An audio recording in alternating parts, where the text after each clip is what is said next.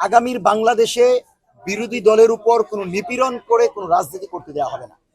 আপনি আপনার ভোট দিবেন, আপনি আপনার দল করবেন প্রকাশ্যে, উন্মুক্ত, স্বাধীনভাবে।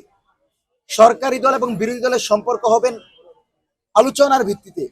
এবং দেশনায়ক তারেক রহমান ইতিমধ্যেই আমির জামাতের বাসায় গিয়েছেন, নাহিদ ইসলামের বাসায় গিয়েছেন। আমরা মনে করি তিনি সম্প্রীতির বাংলাদেশের বার্তা দিয়েছেন।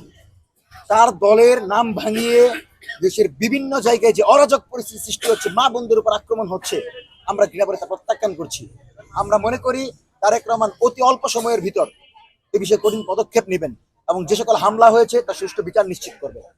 পাশাপাশি আগামীর রাজনীতিতে যে যিনি বার্তা যে দিয়েছেন তিনি, সেটা হচ্ছে সরকারি দল বিরোধী দল সংসদে যাবে, কথা বলবে, জনগণের অধিকার আদায়ে বিরোধী দল মাঠে থাকবে, সরকারি দল সেগুলো বাস্তবায়ন করবে।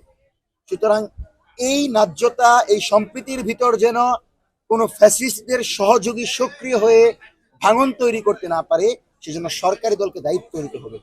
সরকারি দলের বিএনপির প্রার্থীরা, বিএনপির এমপিরা আওয়ামী লীগের অফিস খুলে দিতে পারেন না। আওয়ামী লীগ নিষিদ্ধ, দক্ষিণ এশিয়ার সবচেয়ে বড় সন্ত্রাসী সংগঠন আওয়ামী লীগ। আপনি আওয়ামী লীগের অফিস খুলে দেন, আওয়ামী লীগকে জয় বাংলা স্লোগান দেওয়ার সুযোগ করে দেন। এই ধরনের রাজনীতি যদি কোনো দল করতে চায়, ফ্যাসিস্টদের সহযোগী যদি কেউ হতে চায়, বাংলাদেশের জনগণ কিন্তু তাদেরকে প্রতিহত করবে। আপনারা মনে রাখবেন 18 সালে ধানের শীষে ভোট দেওয়ার কারণে একজন মাকে করা হয়েছিল, আর আজকে শাপলাকলিতে ভোট দেওয়ার জন্য বিএনপির বিরুদ্ধে অভিযোগ উঠেছে। কত বড় লজ্জার একটি বিষয়। আমরা মনে করি বাংলাদেশি জাতীয়তাবাদে সকল ফ্যাসিবাদ বিরোধী দলগুলো ঐক্যবদ্ধ। আমরা সবাই বাংলাদেশি। বাংলাদেশের জনগণের চাওয়া হচ্ছে এদেশের মা মাটি, কামার কুমার, জেলে চাষার প্রতিনিধি হিসাবে সংসদে প্রতিনিধিরা কথা বলবে, অধিকার আদায়ী কথা বলবে, কোনোভাবেই জালেম হয়ে যাবেন না। আপনারা মাজলুমের ভূমিকায় থাকেন, আপনারা আমাদেরকে ট্যাগিং দেন, নতুন বিএনপি সাজেন।